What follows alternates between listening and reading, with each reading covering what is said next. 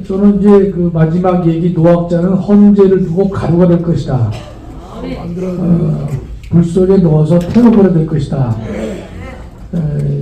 우리가 오늘 그 학술대회를 하는 것도 헌재가 갖고 있는 최근의 결정에 우리가 많은 우려가 되기 때문에 이런 것인데 너무 감사드리고요. 다시 한번 박수해 주십시오. 예. 바로 이어서 우리 김상겸 교수님, 동국대 명예교수로 계시는데 여러분 잘 아시죠? 예, 헌법재판소의 법지정리 20분 정도로 좀 해주시면 고맙겠습니다. 예, 감사합니다. 네, 안녕하세요. 이미 최 교수님이 중요한 문제들을 다 언급을 해주셨기 때문에 여기 계시는 분들이 이제 자료집을 가지고 계시지 않아서 제가 그냥 쓴 간단하게 정리해서 말씀을 드리고요. 또 중국 대안은 가능한 한 피하도록 하겠습니다. 여러분도 아시겠지만 대한민국은 법치국가라고 하는데 우리 법치국가가 되려면 우리가 국민들이 법을 준수하는 것도 중요하지만 국가 공권력이 헌법과 법률을 준수해야 됩니다. 그런데 지금 굉장히 우리가 그렇지 못한 현실에 접하면서 상당히 당혹스럽지 않아요. 마이크 좀 가까이. 우리가 진짜 법치국가에 살고 있는지 의심스러운 그런 시대에 우리가 살고 있는 것 같습니다.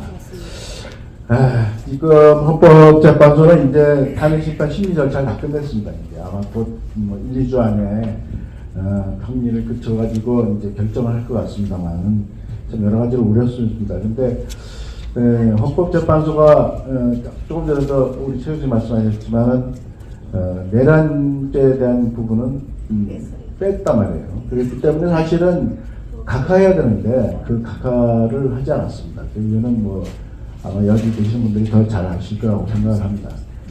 근데 각하를 하지 않는데 하여튼 뭐 그 절차들에 따른 문제가 지금 계속 나오고 있습니다만은 제가 그 헌재가 지금 뭘 가지고 지금 이 탄핵 심판을 심의하고 있냐 봤더니 대략 5가지 정도 되는 것으로 보입니다. 그래서 뭐 비상계엄 선포가 위헌이다. 위헌성이 절차가 이제 헌법을 위반했다고 보는 거죠. 그 다음에 조금 전에 최 교수님 말씀하셨습니다만 포고령 위헌. 그래가지고 특히 이제 정치활동 금지인데 이거는 뭐 기자들이 저한테도 초창기에 굉장히 전화를 많이 했었다만 비상계엄은 사실은 정치활동을 금지할 수 있습니다. 비상계엄에서 딱 한 가지 해서는 안 되는 게 뭐냐면 국회가 비상계엄 해제를 요구하기 위한 본회의를 개최할 때 그것을 방해해서는 안 됩니다. 헌법에 명문 규정이 있거든요. 그 외에는 사실은 할 수 있다고 보였습니다. 그래서 또 그때가 될 수 있고요. 국회 뭐 본회의장 장악을 시도했다는 것은 그거는 뭐 이미 여러분들이 이런저런 소식을 좀 보면 알 수 있을 거라고 보고요. 그다음 정치 뭐 법조인 체포 시도라든지 중앙선관위 장악 시도 이 5가지를 지금 가지고 대통령에 대해서 탄핵 심판을 하고 있는 겁니다. 그런데 사실 이게 과연 탄핵 심판의 대상이 될 수 있는가 생각도 듭니다만은 우리나라 헌법재판소는 사실은 사법작용을 하는 사법기관이라고 봅니다. 왜냐면은 이 정치적 재판을 하는 정치기관이 아니거든요. 정치적 기관이 아닙니다. 그런데 지금 하는 걸 보면은 헌법과 법률을 갖다가 본인들이 원하는 대로 지금 판단해가지고 적용하든지 적용하지 않든지 위반하고 그럽니다. 그러면서 마치 아무렇지도 않은 것처럼 지금 그 재판을 진행하고 있거든요. 그러다 보니까 이제 뭐 그리고 또 어떤 의도가 있는지 모르지만 상당히 졸속적으로 신속하게 그냥 다른 거 다 제쳐놓고 지금 결론을 내기 위해서 노력을 하고 있는 걸 보고 있으면서 과연 대통령의 탄핵 심판이라는 게 대통령에 대한 탄핵 심판이 얼마나 중요한 그 심판임에도 불구하고 저런 식으로 해서 과연 이 결론을 낼 수가 있느냐 하는 문제도 굉장히 심각한 그 문제라고 볼 수 있을 것 같고요. 그리고 뭐 잘 알려져 있고 이미 알고 계시지만 내란죄 부분을 삭제해서 각하했는데 하지 않고 진행했다는 것. 그리고 또 고소당한 사람 조사는 불송부해야 된다는 헌법재판소도 32조 단서정을 위반했습니다. 이거 굉장히 심각한 문제입니다. 왜냐하면 국가기관이 특히 헌법기관은 그 실정법을 위반한 거거든요. 실정법을 위반한 겁니다. 사실은 이게 다른 나라 같으면 심판이 중단됐을 겁니다. 실정법을 위반할 거예요. 그리고 또 우리 헌법에 하면 사실 헌법재판소의 직무집행이라는 것은 재판을 말하는 겁니다. 근데 거기서 실정법을 위반했기 때문에 탄핵소추가 돼야 됩니다. 지금 헌법재판관들은 탄핵소추의 대상인데 국회가 사실은 작동 안 하고 있기 때문에 안 하는 겁니다. 그죠? 그런 상황이라고 볼 수 있고요. 그 다음에 그 외에도 지금 뭐 많은 분들이 지적을 했습니다만은 개정된 형사소송법을 적용하지 않고 있는 거라든지, 그러니까 뭐 조서의 정정 능력을 엄격하게 제한하는데도 이를 무시하고 있는 거라든지, 또 잘 아시겠지만 피소추인 대통령의 방어권을 갖다가 철저하게 무시하고 있습니다. 이건 굉장히 심각합니다. 이거는 헌법에 있는 기본적인 권리를 침해하는 것이라고 볼 수 있습니다. 이런 정도로 지금 헌법재판소는 자신들이 도대체 뭘 하는지를 모르는 게 아닌가 하는 정도로 굉장히 우려를 갖고 있습니다. 왜냐하면 헌법재판소가 역사적으로 만들어질 때 이 법치국가를 수호하기 위한 의도로, 이 법치 질서를 유지하는 의도로 만들어진 것이었는데, 오히려 이러한 헌법재판소가 법치를 무너뜨리게 된다면 우리나라 법체계 자체가 무너지는 심각한 문제가 발생하게 된다. 그래서 정말 안타까운 정도가 아니라 심히 우려가 되는 상황입니다. 지금. 그렇죠? 그래서 뭐 헌법재판은 이미 뭐 이야기를 다 해서 우리가 논의할 필요 없을 것 같고요. 탄핵 심판도 어느 정도 다 알고 계시는 내용입니다. 그래서 사실 왜냐하면 대통령이 탄핵 심판이 이게 사실 우리 헌법 체계가 87년에 개정할 때는 잘 몰랐는데, 사실 대통령도 국민이 직접 선출해서 뽑는 공무원이고요. 그리고 국회의원도 국민이 직접 선거를 통해서 선출한다. 근데 한쪽은 통제할 수 있는 그런 어떤 권한을 부여해놓고 한쪽은 그런 권한을 부여하지 않았어요. 그래서 권력분리 원칙에 있어서 균형적인 관점에서 봤을 때 이 권력분리 원칙에 문제가 있는 게 아닌가라는 생각이 들 정도입니다. 그래서 결국은 대통령에 대한 탄핵은 민주적 정당성을 해할 정도로 심각하게 대통령이 헌법이나 법률을 위반했을 때만 가능하다고 봐야 되는데, 그런 관점에서 이미 현재도 2004년도 노무현 전 대통령에 대한 탄핵 심판에서 얘기를 했습니다. 중대한 법 위반이 있어야 된다. 이게 도대체 어느 기준에 의한는지는 모르겠습니다만 헌법재판소가 자기들 마음대로, 그러니까 자의적으로 판단해서는 안 된다는 걸 의미하는 거거든요. 그래서 그런 점에서 굉장히 신중을 기했음에도 불구하고 절차가 지금 아주 그 속전속결로 졸속으로 진행이 되고 있어서 굉장히 그 문제가 있다, 이렇게 생각이 들고요. 그다음 이제 사실 뭐 우리가 봤습니다만은 지금 이 축제된 난국에는 헌재와 국회의 합작품이다, 이렇게 볼 수 있습니다. 아까도 말씀드렸던 1차에서 투표 불성립이라는 이상하게 헌법과 법률에도 없는 그런 방식으로 탄핵 소추 성립을 절차를 의결을 하지 않아도 된다는 식으로 결정했는데, 이것도 분명히 헌법을 위반하는 겁니다, 사실. 그다음에 탄핵 소추 사유를 변경한 것도 이건 다시 탄핵 소추 의결을 해야 됨에도 불구하고 하는 것도 헌법을 위반하는 거고요. 그리고 또 피청구인, 피소추인의 방어권을 제대로 보장해주지 않은 것도 이것을 헌법을 위반한 겁니다. 그 다음에 결정적인 것은, 명백한 것은, 다른 것은 뭐 해석으로 한다 안 한다 논란이 될 수 있는 문제이지만 가장 결정적인 것은 헌법재판소법 32조 단서조항을 위반한 겁니다. 이거는 이 재판 자체의 효력을 상실시키는 아주 심각한 문제를 갖고 있습니다. 왜냐하면 재판이라는 것은 우리가 내용을 적용할 때 있어서 가장 중요한 게 재판이 뭡니까? 절차적인 정당성, 절차적인 합헌성을 보장을 받아야 되는데, 이미 절차에 있어서 여러 가지 하자가 있었고 거기다 플러스해서 실질적으로 재판을 담당하는, 탄핵심판을 담당하는 헌재 재판관이 실정법을 위반했단 말이에요. 근데 이거를 우리가 계속 그 효력을 인정하고 재판 진행을 갖다가 수용한다는 것은 말이 안 된다고 보는 거죠. 그래서 헌법재판소가 어떤 변명을 하더라도, 어떤 근거를 내세우더라도 실정법을 위반한 사실은 변하지 않습니다. 그리고 이러한 실정법을 위반한 것은 절차를 사실은 위반한 거나 마찬가지이기 때문에 이 탄핵 심판은 사실은 무효입니다, 사실은. 무효입니다. 이거는 자하고 기각의 문제가 아니에요. 이거는 무효입니다. 재판 자체가 무효라고 볼 수 있어요. 아니, 법을 위반한 재판관이 그 재판 행위를 할 수 있겠습니까? 헌법재판소도요, 자신들도 자신들의 행위에 대해서 대법원이 인정하지 않고 그대로 과거의 기준에 따라서 재판한 것을 정상적인 사법작용으로 보지 않고 그것을 인정하지 않았습니다. 그렇다면 동일한 기준이 여기도 적용되는 거예요. 헌법재판소 재판관이 이 사건과 관련해서 사행시과 관련해서 실정법을 위반했다면 그것은 정상적인 헌법재판 작용이 아닙니다. 그렇다면 결과는 뭐죠? 무효입니다. 이거는. 자, 그런 것이 있고요. 그 다음에 사실 헌법재판소는 그래서 왜냐하면 정치 권력이나 국가기관, 헌법으로 부여받은 기관처럼 스스로 헌법을 실현할 수는 없는 거예요. 자기 스스로 헌법을 만들어서 시행할 수가 없습니다. 그런데 그런 것에 대해서 이 헌법재판소가 지금 뭔가를 법을 적용하고 있다는 거 아니면 법을 보는 재판관들의 시각이 잘못됐다는 생각이 들어요. 그 다음에 이런 법률 위반 행위가 있음에도 불구하고 지금 심판이 계속되고 있는데 이것은 중단돼야 됩니다. 사실. 네, 중단돼야 되는데 중단되지 않고 있는 것은 우리나라가 이미 법치국가가 붕괴됐기 때문에 일어나는 현상이라고 볼 수 있습니다. 그래서 심각한 문제가 되는 것 같고요.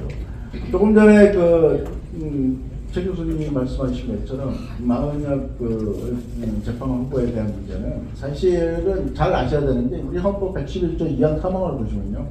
헌법재판관의 임명권은 대통령의 헌법상의 권한이기 때문에 헌법재판소가 판단할 수 없는 문제입니다. 헌법재판소가. 그러면 헌법재판소가 헌법을 자기들 마음대로 결정한다는 소리가 나타나요. 이거는 있을 수 없고요. 헌법에 대한 심사를 헌법재판소는 하지 않는다고 자기들이 과거에 결정에서 계속 얘기를 했습니다. 그 규정이 어떻게 되어 있는 말이죠. 헌법재판관은 9명으로 구성이 되는데 대통령이 임명한다고 되어 있고 그 재판관 중 3명은 국회가 선출하고 3명은 대법원장이 지명한다고 되어 있습니다. 그러니까 당연히 행정부 수반인 대통령이 3명을 임명하겠죠. 그리고 대통령의 임명권은 국가 대표로서 헌법재판관을 임명하는 것이지 행정부 수반으로서 국회에서 3명 선출하는 것 같은 기준에 의해 지고 임명권을 행사하는 게 아니란 말이에요. 국가 대표로서 임명권을 행사하는 것이기 때문에 헌법상의 권한이고요. 헌법상의 권한에 대해서 헌재가 어떤 식으로 판단한다는 것 자체가 헌법을 만드는 것, 창설하는 것이기 때문에 그 자체가 잘못된 겁니다. 사실 헌법을 위반하는 겁니다. 그래서 그런 것은 우리가 좀 더 정확하게 알아야 되지 않을까 해서 물론 이제 어떤 분들은 그게 제 주장이다, 당신만의 주장이다 이렇게 얘기할 수도 있습니다만 그럼 헌법을 규정을 바꿔야 돼요. 헌법 개정을 해야 돼요.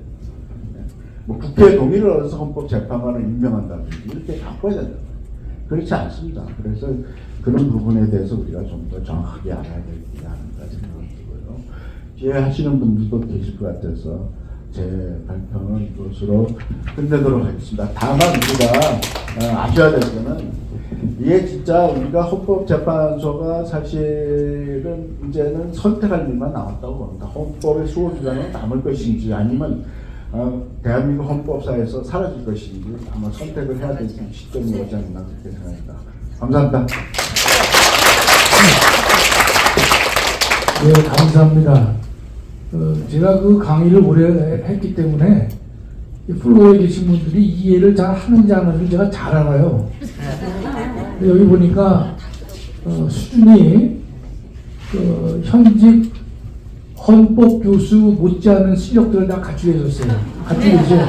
딱 느낌이 벌써 다 이해하고 계시는 것 같아요. 네. 잘 아시는데 동시에 지금 헌법 교수보다 훨씬 여러분의 실력이 좋아요. 왜냐면 대한민국의 그 헌법을 공부했다는 인간들이 쓸데없는 얘기를 하는 놈들이 많아요. 여러분 이해도 잘하면서도 올바른 양심을 갖고 있잖아요. 너무 감사해요. 예. 시간 없어서 이제 뭐 말을 주겠습니다. 지금 이제 우리 정현미 교수는 이제 우리가 헌법 교수는 아니지만 형법 교수님인데 지난번에도 좋은 발제를 해주셨고 또 우리 제가 정현미 교수 지난번에 발표를 듣고 깜짝 놀란 게 본인은 섭수할 줄 몰라도 실력이 대단하더라고요. 예. 자, 오늘도 귀한 발표 부탁드리겠습니다. 예. 감사합니다. 예. 네, 안녕하세요. 정현미입니다. 예, 저는 12.3 비상계엄 이후에 전국에서 벌어지고 있는 불법 부당한 처사들을 지적을 하고 또 심판을 앞두고 있는 지금 헌재가 그런 예단을 가져서는 안 된다, 예단을 가져서는 안 된다라는 입장에서 헌재의 받은 결정을 촉구하는 말씀을 드리려고 합니다. 대통령이 12.3 계엄령 선포 후에 불과 지금 90일을 지나는 동안 입법부의 내랑몰이와 탄핵 야합, 사법부의 불법 체포 구속, 검찰과 경찰의 보안 외동 및 헌재 심판 등 삼권 분립 국가체제의 각 분야 리더들에 의해서 펼쳐지는 불법과 무능의 프레이드를 매일 충격적으로 바라보고 있습니다. 대통령의 12.3 비상계엄에 대해서 거대 야당은 곧장 악질적인 뒤집어 씌우기 식으로 내란이라는 키워드로 집중 포격을 시작했습니다. 어떤 죄의 구성 요건에 해당하는가는 그 사실관계에 비추어서 법적으로 판단하게 되는데 12.3 비상계엄은 어떤 측면으로 봐도 내란죄 구성 요건을 결코 충족시킬 수 없는 부분입니다. 맞습니다. 그럼에도 당시 여당 대표 한동훈의 패착과 그의 보안에 동한 국힘의 국회의원들까지 가세해서 내란몰이식으로 대통령의 탄핵에 동조한 것은 대한민국의 현대사에서 씻을 수 없는 과오와 파장을 초래했다고 생각합니다. 맞습니다. 그 지금까지 3개월 정도 지났음에도 불구하고 그것을 지켜본 우리 국민들은 마치 수년의 굴곡진 헌정 세월을 맞은 듯한 참담함을 금할 수 없습니다. 거대 야당과 그들의 사상에 동조하는 사법부가 벌이는 불법적 행악들은 법치의 근간을 무너뜨리고 자유민주주의 대한민국의 정체성조차 충분히 가라앉게 할 수 있다는 위기감을 주었습니다. 이러한 절체절명의 위기 속에서 그나마 반국가적 불법 세력의 맹의를 깨닫는 국민들, 청년들이 점차 늘어나고 저항의 목소리를 더 높이고 있는 것은 매우 다행스러운 일입니다. 계엄 내란이 아닌 계몽이라는 단어의 구사가 점점 퍼지고 있어 대한민국의 희망을 보게 됩니다. 그런데 이번 윤석열 대통령에 대한 탄핵 심판은 불법 부당한 절차와 예단을 이미 많이 담고 있어서 그러한 잘못된 부분을 지적하지 않을 수 없습니다.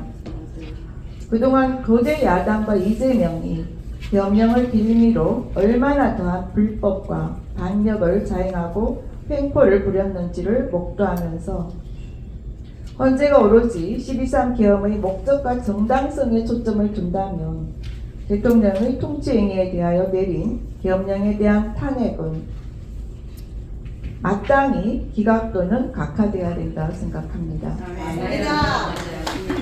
계엄은 국가 긴급권입니다. 계엄은 국가 비상사태에서 국가적 위기를 극복하기 위한 국가 긴급권으로서 헌법상 대통령의 권한입니다. 그렇기 때문에 사법기관은 대통령의 긴급권 행사의 타당성과 적정성을 판단함에 있어서 대통령에게 폭넓은 정치적 판단 재량을 인정해야 하고 비상 상황에 대한 대통령의 정치적 판단을 자신의 정치적 판단으로 대체하고자 해서는 안 됩니다. 12.3 비상계엄은 형법의 내란죄에 해당될 수 없습니다. 내란죄 구성 요건인 폭동은 한 지방의 평온을 해할 정도의 위력을 지닌 폭행 협박이 있었음을 합니다. 그런데 12.3 비상계엄의 경우 군인 280명 정도가 실무장도 하지 않은 상태로 국회의 진입 질서 유지를 위해서 투입된 것으로 한 지방의 평온을 해할 정도 폭동에 전혀 해당하지 않습니다. 과거 수만 명의 병력을 투입했던 과거 군사 정권의 계엄과는 성격이 완전히 다르고 내란죄를 운운할 여지가 없습니다.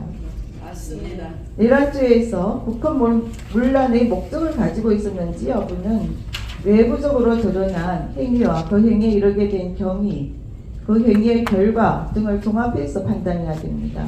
그런데 이번 비상계엄은 헌법 또는 법률의 기능을 소멸시키거나 헌법에 의해 설치된 국가기관을 강압에 의해서 전복하거나 그 권능 행사를 불가능하게 할 정도 그런 의사와 목적이 전혀 없었습니다. 이렇듯 12상 비상계엄은 내란죄 구성 요건이 해당되지 않고 비상계엄이 진행된 몇 시간 동안 폭동이라 불릴 만한 어떤 상황도 없었고 국회의 권한 행사도 정상적으로 이루어졌고 국무회의를 거친 계엄 선포가 국회 의결에 따라 즉시 해제되었는데도 불구하고 내란으로 몰아간 것은 거대 야당의 횡포이고 정권 찬탈을 도모하는 거짓 선동입니다. 옳습니다. 다른 한편으로 그 이후에 국회가 행한 것을 좀 말씀드리겠습니다.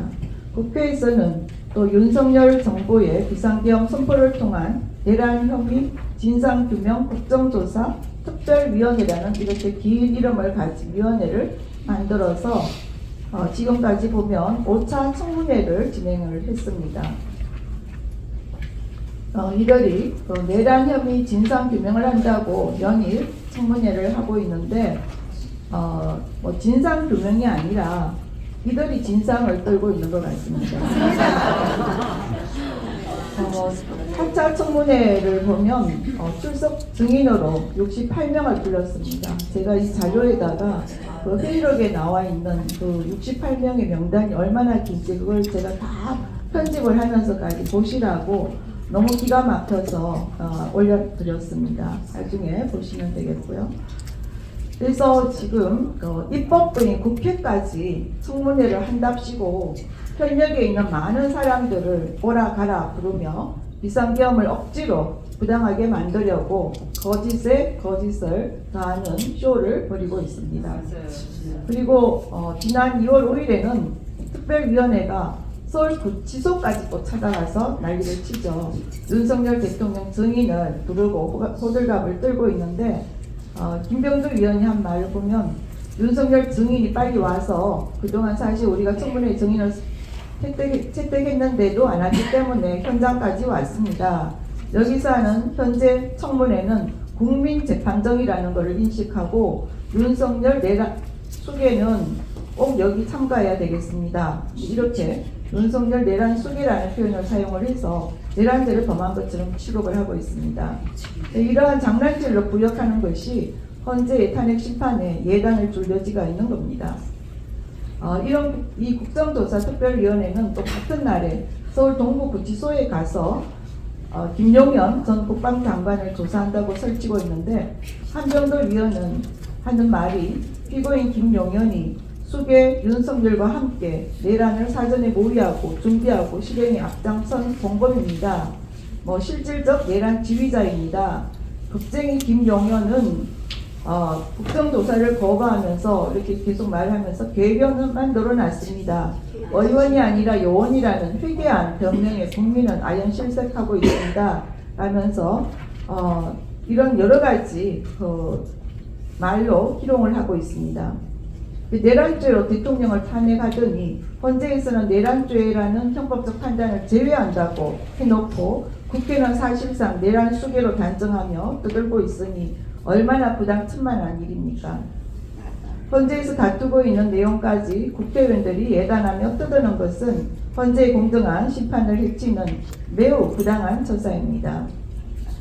그리고 또 그 이후에 벌어진 대통령에 대한 내란 혐의 조사 절차를 보면 완전히 불법 부당한 수사로 점철되어 있습니다. 국가 원수인 대통령은 재임 중에는 내란죄와 외환죄를 제외하고 불소추 특권을 가지는데 윤석열 대통령에 대해서 내란죄 혐의를 씌워서 2024년 12월 8일 검찰 특별수사본부가 대통령을 이제 입건을 하고 다음날 출국 금지까지 공수처가 신청을 해서 법무부가 35분 만에 승인을 해줬다고 합니다. 이로써 역사상 처음으로 현직 대통령을 내란 피의자로 입건하고 출국 금지하는 무도한 일이 시작이 되었습니다. 공수처는 내란죄 수사권이 없음이 명백함에도 불법으로 권한밖의 내란죄를 끼워 넣어서까지 대통령에 대한 체포에 미친 듯이 집착했습니다.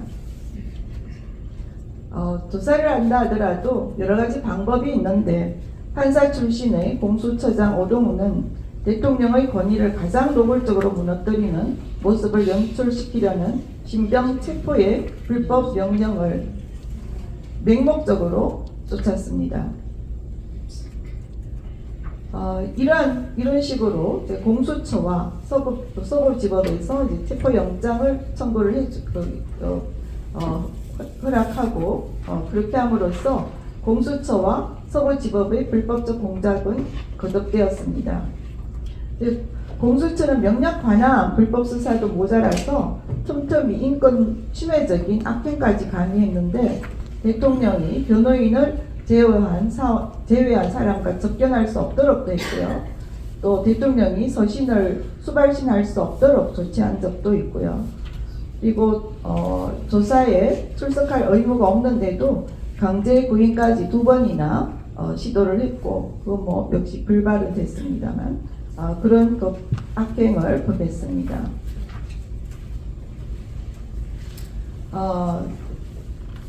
이런 뭐 일일이 열거하는 것이 너무 많지만 이러한 그 내란죄를 지금 수사한다고 하고 있는데 내란죄 수사권은 검수완박 입법 후에는 검찰에는 없어졌고 공수처는 애초부터 내란죄 수사권을 갖지 않고 있기 때문에 공수처가 모은 증거는 위법 수집 증거이고 법정에서 무효로 취급이 돼야 될 겁니다.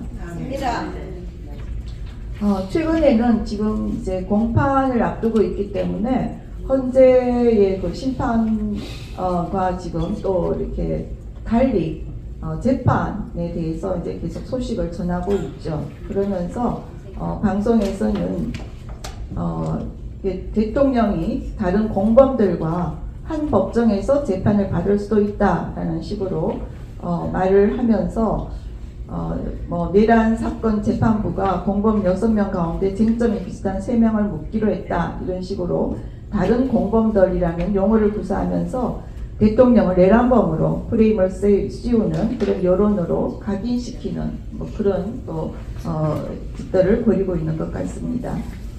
그러나 사법부만큼은 계엄령이 내란이라는 망령에서 벗어나서 명명백백하게 사안을 분별하여 판단하기를 기대합니다.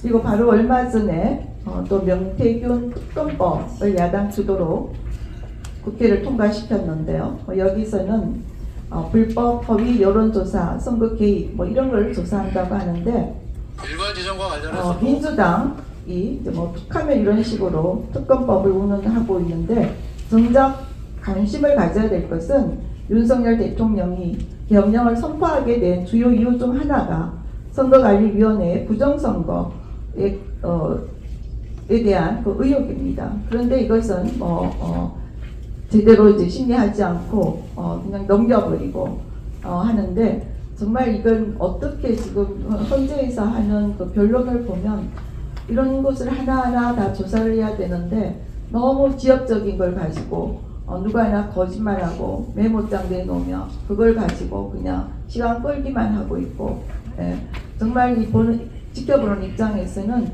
정말 통탄을 금할 수가 없습니다. 맞습니다.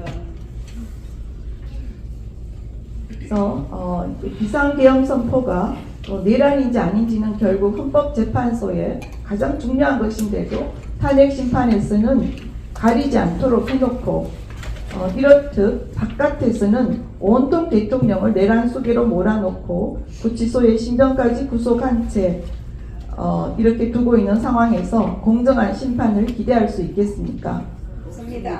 대통령에 대한 불법 부당한 처사를 하루빨리 거두고 석방해야 됩니다. 그래서 예단을 줄 수 있는 모든 불법적인 상황을 저희들도 끊임없이 지적하고 목소리를 낼 필요가 있겠습니다. 그래서 헌법재판소에서 지금 그 대통령 탄핵 심판의 논란들을 보면은 다 지적을 이미 앞에서 하셨지만 몇 가지만 간단하게 또 말씀을 드리면 내란죄 검토, 지금 내란죄 바깥에서 이렇게 원언을 하면서 그걸 빼놓는 이렇게 비열하고 부당한 이런 재판을 할 수 있을까? 이것이 그냥 지금 진행이 된다는 것 자체가 정말 참 용서할 수 없는 일입니다. 맞아요. 그래서 지금 이 헌법재판소는 내란 죄명만 삭제되었을 뿐 사실관계는 동일하다라는 국회 소추단의 주장을 받아들여서 변론을 진행을 계속 해왔는데 중대한 절차적인 하자로 각하의 여지가 명백합니다. 그런데도 이미 이것을 그렇지만 저희들은 지적하지 않을 수 없습니다.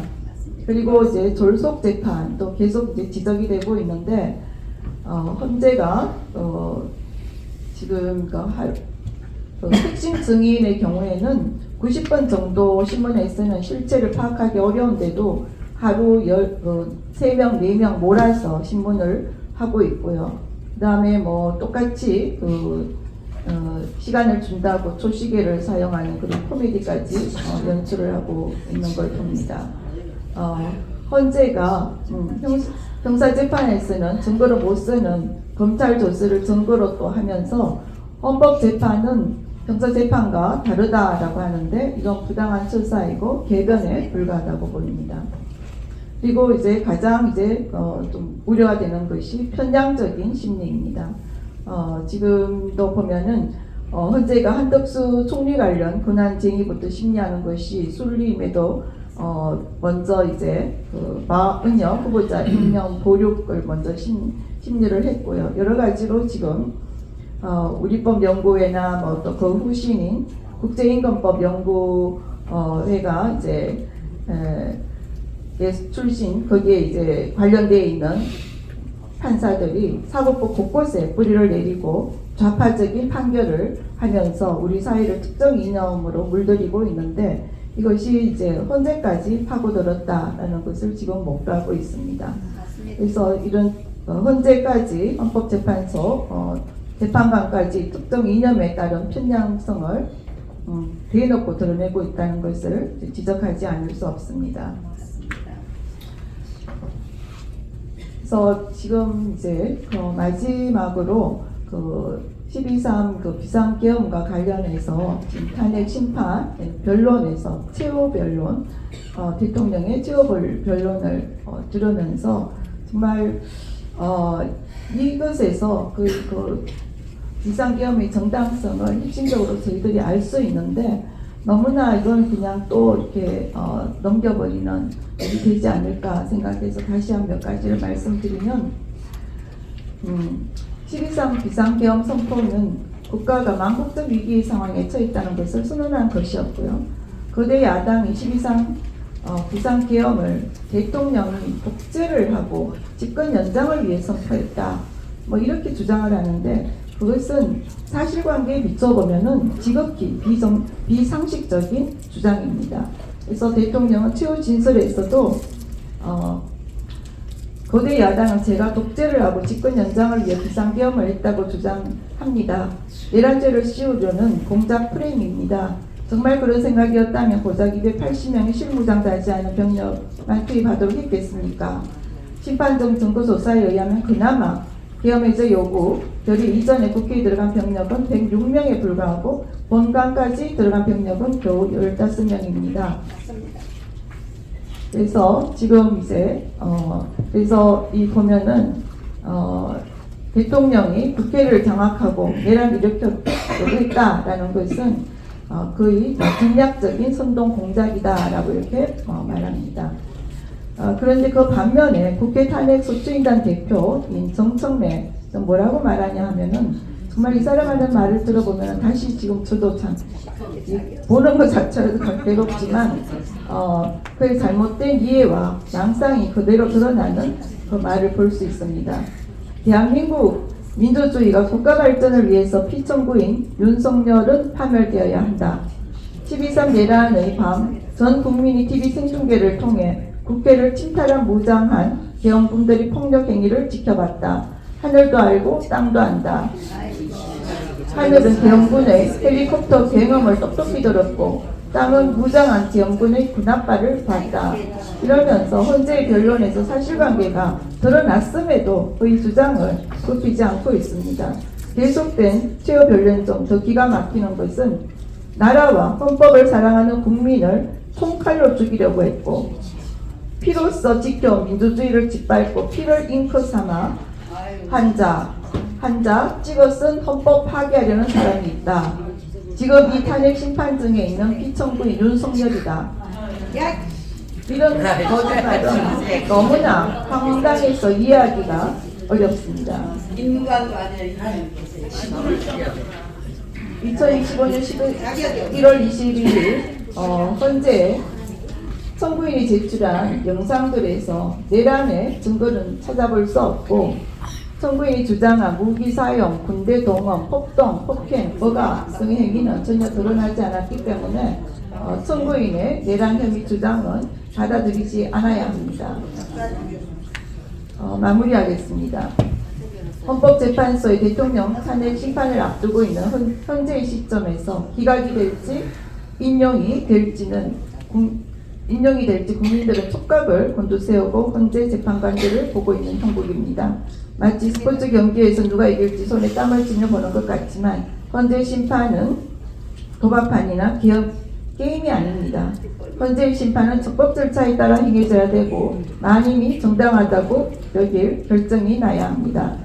12.3 비상계엄은 그 목적과 진행 사실 관계에 근거해 본다면 그야말로 헌법 제77조에서 말하는 국가 비상사태에 있어서 공공의 안녕 질서를 유지할 필요가 있을 때 발한 적법하고 정당한 발령이었습니다. 따라서 탄핵 심판 청구는 마땅히 기각돼야 된다고 생각합니다. 감사합니다. 정청래가 그랬죠. 하늘도 알고 땅도 한다는데 정청래가 인간이 아니라는 사실을 하늘도 알고 땅이 다 알고 있어요. 지구를 못들어보.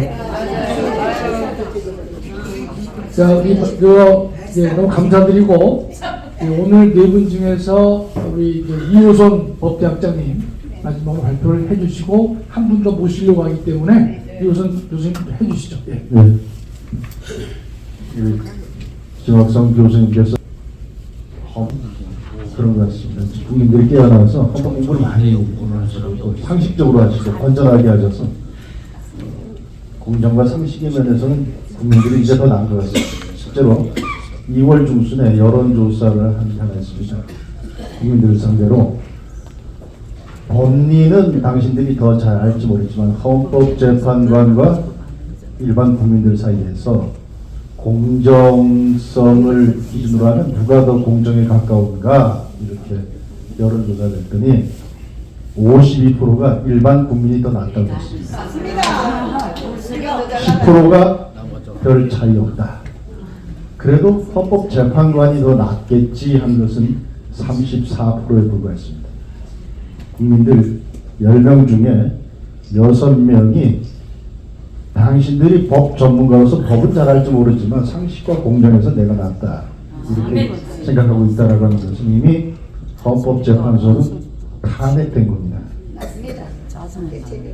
제가 오늘 여러분들에게 말씀드릴 것은 제가 그 대통령 변호인단으로부터 법률 의견서를 좀 내달라고 해서 그걸 정리해서 드린 바가 있습니다. 그게 좀 헌재에 들어가 있는데 헌법재판관들이 읽을지 안 읽을지 모르겠습니다. 원래는 제대로만 절차가 됐으면 저를 참고인으로 불러서 그것을 이제 헌법 그 심판장에서 얘기를 들어보고 뭐 그렇게 하려고 했는데 뭐 돌아가는 꼴이 아닌 건 다 아시잖아요. 그래서 증인도 제대로 신문 못하게 하는데 참고인 부르는 것은 건강생심이라서 의견서를 내달라고 했습니다.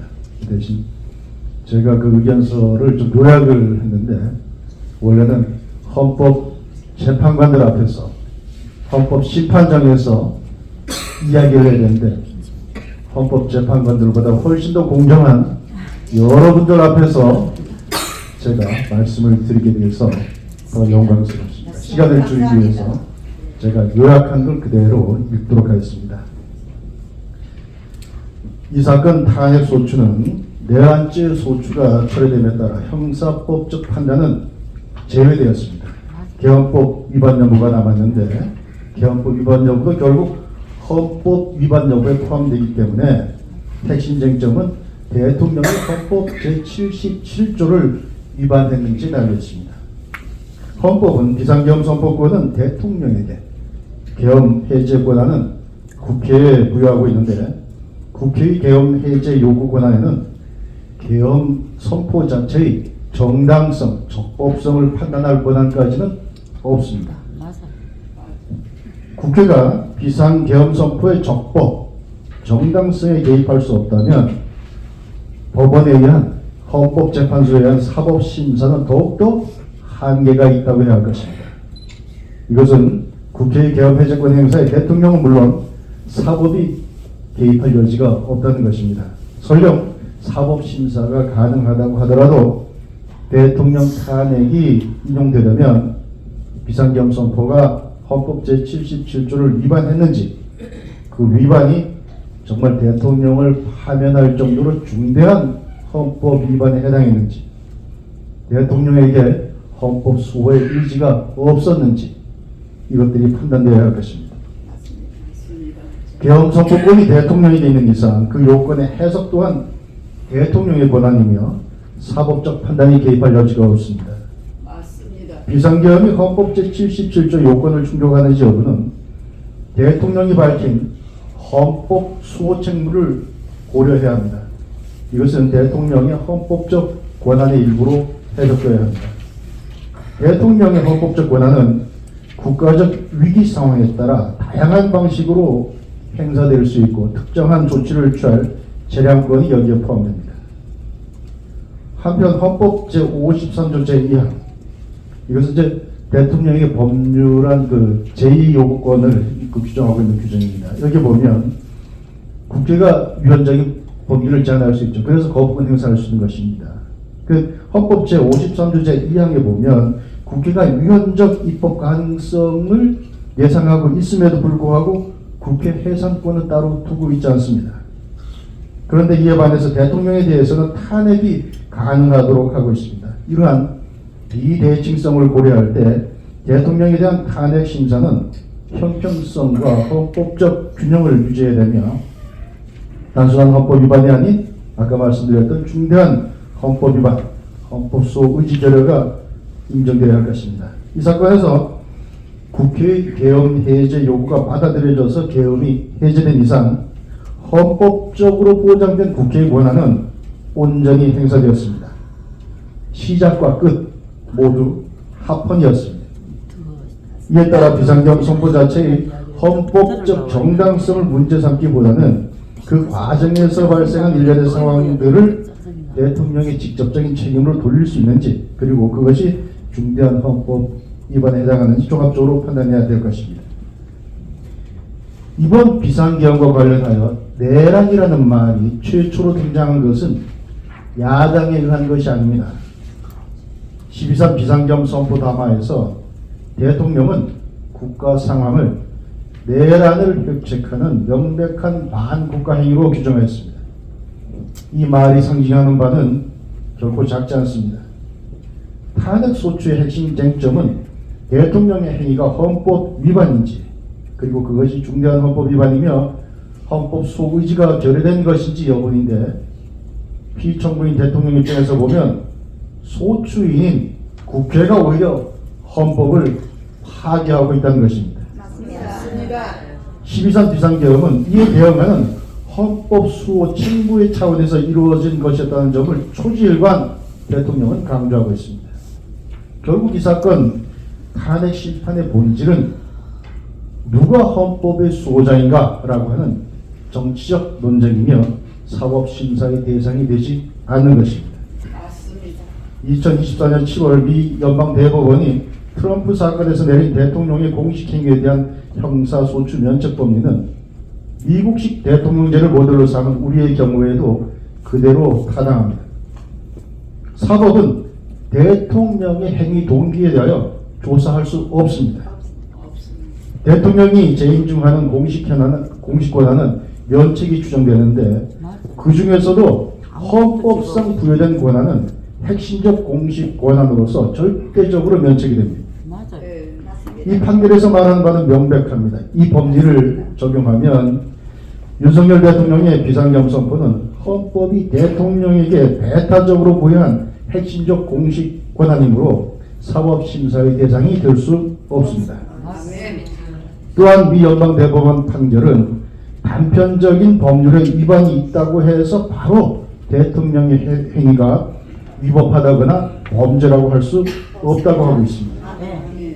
이것은 대통령을 법 위에 두려는 것이 아니라 대통령으로 하여금 법적 소추에 대한 잠재적 위험으로부터 자유롭게 하여 그 공적 의사결정을 담대하고 주저없이 할 수 있도록 해서 정부의 활력과 역동성을 보장하도록 한 헌법적 목적을 달성하려고 하는 데 있다라고 하는 것이 미 연방대법원의 판시입니다. 헌법재판소가 피청구인의 비상계엄 선포를 단순히 헌법 제77조 절차 위반 여부만 가지고 판단한다 그러면 헌법 제66조와 제69조가 부여하는 대통령의 헌법 수호 책무를 간과하는 결정적 오류를 범하게 됩니다. 그리고 상충하는 이 헌법 조항 간의 위계 질서를 고려하지 않는 불완전한 판단이 될 것입니다. 왜냐하면 헌법 제66조는 대통령에게 헌법 수호 책무를 명하고 있습니다. 77조는 계엄에 관한 요건입니다. 하나는 실체적으로 명령하고 있는 것이고 하나는 절차 위반입니다. 그래서 조항 간에 헌법 조항 간에 분명히 차이가 있습니다. 비중의 차이가 있는 것이죠. 한편 피청구인이 국가의 연성위기 극복, 연성위기라고 하는 것은 우리가 비상계엄은 전시, 사변, 이에 준한 비상사태, 눈에 보이는 폭동이라든지 이런 것이지만 지금 대통령이 말해 우리가 다 보고 있다시피 좌파 사법 카르텔을 비롯해서 곳곳에 스며든 체제 전복의 위험은 우리 몸속에 있는 장기의 병과 같지 않습니까? 보이지 않는. 그래서 그것을 연성위기라고 합니다. 그런 연성위기 극복을 위해서 비상계엄을 선택한 것이 합헌적이었는지에 대한 입증 책임 누구가 있냐? 소추인 측에 있습니다. 자, 전체적으로 이러한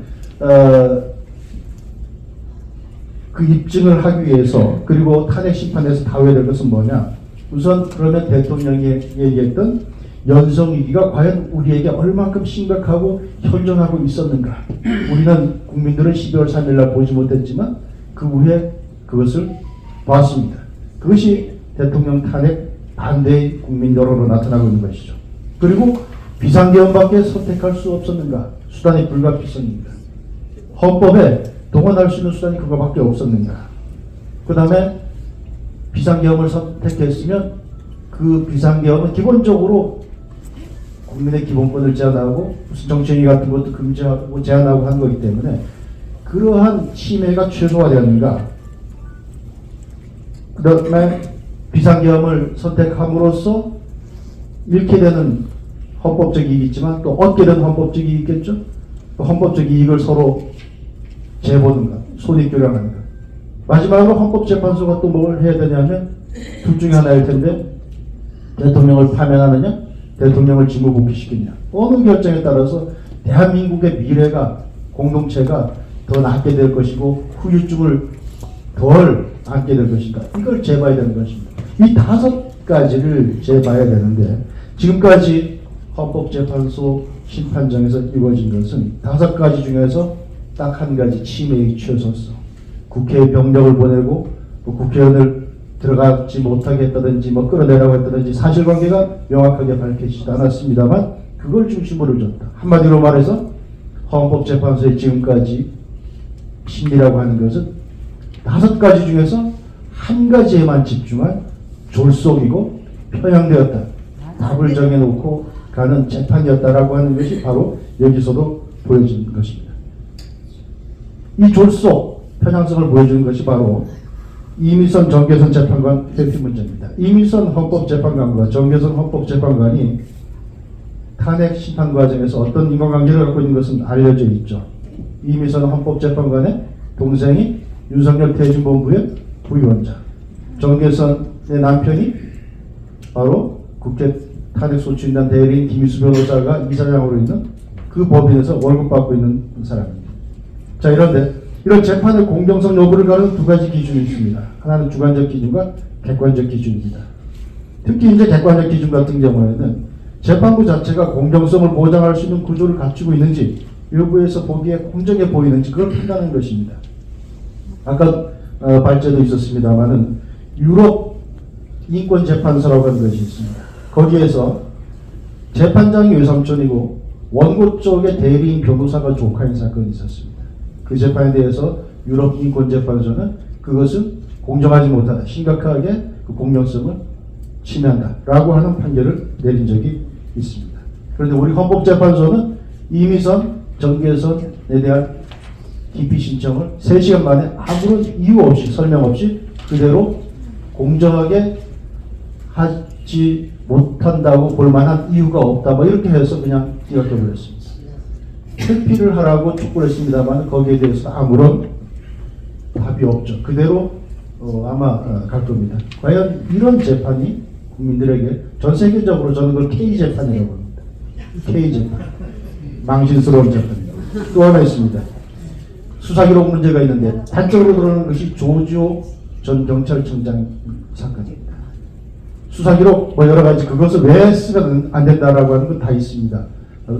뭐 원본은 원본 보지 말라는 것이고 사본은 괜찮다라고 하는 그런 것도 괴변이 있지만 조지호 경찰청장 같은 경우에는 여러분들이 보셔서 알겠지만 모든 공소 사실에 대해서 그것이 난 지금 수사 중이고 재판 중이어서 불리하다 그래서 하나도 확인을 해주지 않았습니다. 그 얘기는 무슨 얘기냐? 앞으로 그렇게 진술 거부권 뒤에 다 숨어버리면 바로 누구의 문제가 되냐? 모든 국민의 문제가 되는 겁니다. 여러분들이 직장 생활할 때 누군가가 나를 해코지 하기 위해서 징계를 여러 가지 사실을 날조하고 과장해서 징계를 청구하고 그러면 내가 괘씸해서 그 사람을 고소하겠죠. 그 사람 징계위원회에 나와서 자기는 수사기관에 가서 나에 대한 모든 불리한 것들을 다 얘기한 다음에 그 확인 못 해주겠다는 겁니다. 그리고 그 모든 서류는 징계위원회 손에 들어가는 것입니다. 그 징계위원과 혹시 그 밑에 또 누군가가 그런 인적관계에 있으면 그대로 가는 것입니다. 헌법재판소 이 판결은 헌법재판 결정은 대한민국 최고법원의 결정이기 때문에 앞으로 모든 사법이 기준이 될 것입니다. 앞으로 너는 반드시 내가 찍어내 그러면 찍어내는 겁니다. 내가 너는 반드시 봐줘 그러면 봐줄 수 있는 것이 지금 헌법재판소 판결이 그렇게 가고 있는 것입니다. 그런 점에서 헌법재판소는 가로가 돼서 날아가야 맞습니다. 왜냐하면 그 헌법재판소가 일어난 그것들이 하나의 절차적 선례로 남아있기 때문에 그렇습니다. 헌재는 반드시 없어져야 되는 것입니다. 그 내란죄 뭐 처리와 관련해서 그건 아까 말씀드려서 그 부분은 말씀드리고 마지막 한 부분만 말씀드리겠습니다.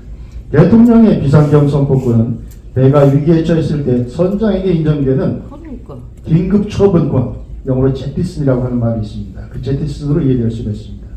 배가 태풍이나 사고로 인해 침몰할 우려가 있을 때 배의 무게를 가볍게 하거나 균형을 잡기 위해 뭔가를 배에서 버려야 할 때 어떤 물건을 어떻게 버려야 하는 것은 전적으로 선장에게 달려 있습니다. 제티슨에 따라 선장은 선박이나 선원의 생명을 보호하고 해난을 피하기 위한 긴급수단으로 절대적 권한을 행사하는 것입니다. 이에 대해서 선장은 아무런 법적 책임을 지지 않습니다.